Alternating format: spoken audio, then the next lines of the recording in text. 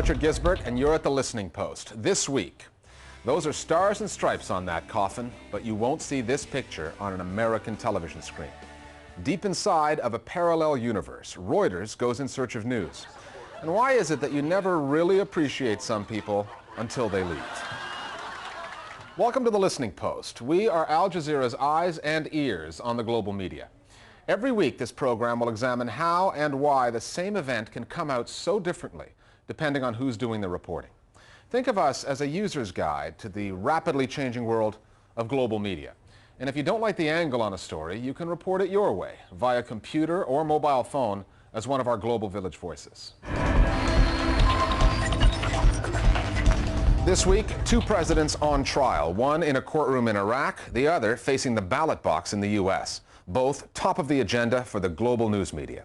Getting us started this week, our Global Village voices with their take on coverage of the world's big story. A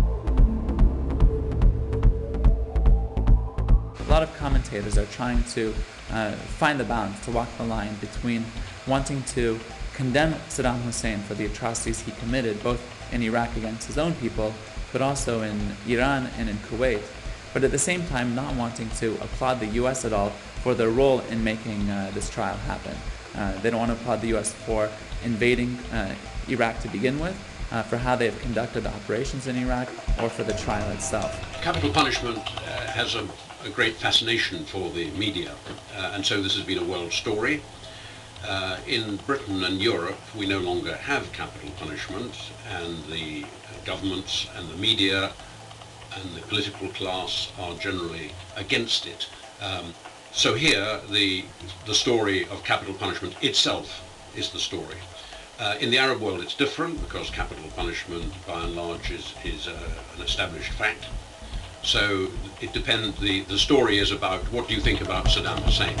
It's also interesting to see if this court case will, the coverage of it, will also continue to Saddam's execution. Will Saddam's execution also be covered in the Arab world? Because the Arab press, we know, is known to feature more graphic images than other parts of the Arab world. So people will be wondering whether the execution will be aired live on TV, and also whether the courtroom drama is going to be a new trend happening in the Arab world from now on. Global Village Voices will be an important part of what we do here at the Listening Post. If you've got something interesting to say on the media, email us at listeningpost@aljazeera.net, and we'll show you how to become part of this program. If you don't have a computer or webcam of your own, we'll try to help find you an internet cafe or a school near you that can help. That's listeningpost@aljazeera.net. Every week, we'll be looking at how the global media splits across political and geographical fault lines. South to north, east to west, crescent to cross. We'll be finding out how stories get reported across the news divide. We'll try to get at some of the reasons why the news often gets distorted. This week, the Bush versus Saddam show, and why it was a good week for political obituary writers everywhere. The verdict in the Saddam trial was just what channels like Al Iraqiyya had been waiting for. It aired an odd sort of montage, a retrospective of the Saddam era.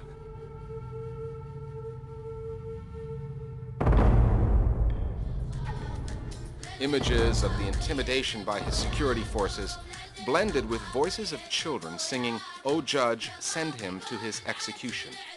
This former state-run channel has been privatized, but it's still associated with the majority Shia population. Saddam Hussein's regime was made up of Sunnis. Two Sunni channels, Salahuddin and Zawra, which aired pictures of pro-Saddam protests, were immediately shut down by the Iraqi authorities. Media outlets outside Iraq were freer to express their views. Lebanon's Daily Star: when and if Saddam is eventually hanged, Iraqis will finally be rid of a dictator who shamelessly brutalized his own people. But it may be a long time before they escape the stranglehold of tyranny and brutality in the era wrought by the U.S. called Operation Iraqi Freedom.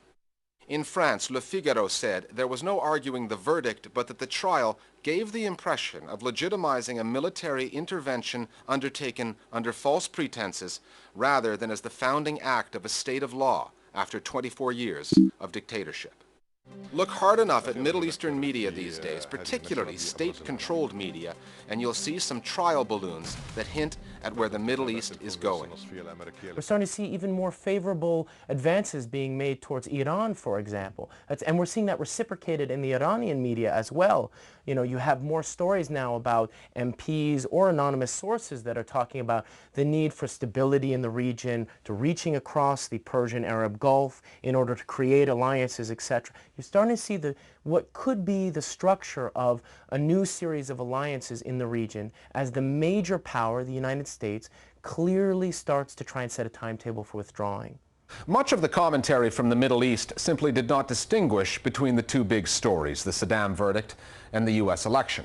The feeling was they were part of the same story, and that the timing of one news event was meant to influence the other. The verdict was delivered in Baghdad 3 days prior to Election Day in the U.S., and President Bush was accused of manipulating the timing. Western media has suggested the election results could mean big changes in U.S. foreign policy. But the Middle Eastern media, much of it state-controlled, is much less optimistic. Living in the region, watching the English language channels, CNN and BBC in particular, in contrast to what we're picking up from the Arab and the Iranian media, the gap is really striking. But sometimes the network's internal communications are more interesting than what it puts on the air. 2 days after the elections, a senior Fox News executive sent this memo to his reporters. It reads rather like a White House press release. The elections and Donald Rumsfeld's resignation, he writes, were a major event, but not the end of the world.